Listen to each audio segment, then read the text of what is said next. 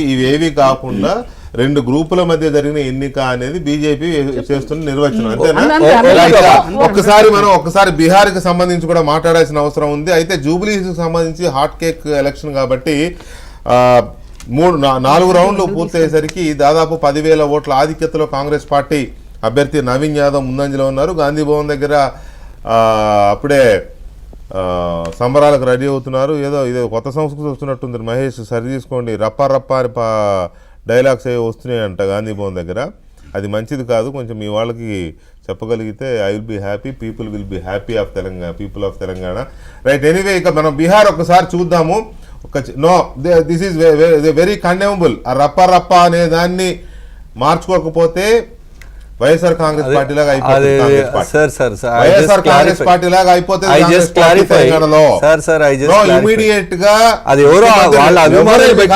గాంధీ భవన్ దగ్గర అది ఎవరైనా అధ్యక్షుడు, ఎందుకంటే వాళ్ళిద్దరు ఫోటోలే ఉన్నాయి కాబట్టి తగ్గేదేలే. రప్పా రప్పా ఇలాంటి సినిమా డైలాగులు పెట్టి చేస్తే ఏపీలో వైఎస్ఆర్ కాంగ్రెస్ పార్టీ లాగా అయిపోతుంది. దయచేసి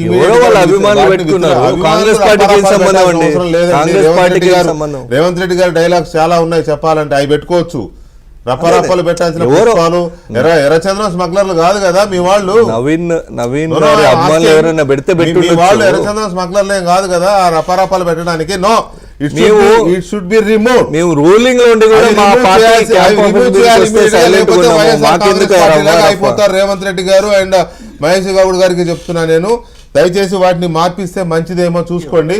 రైట్, ఒక చిన్న బ్రేక్ తర్వాత బీహార్ ఎలక్షన్ కి వెళ్దాం ప్లీజ్.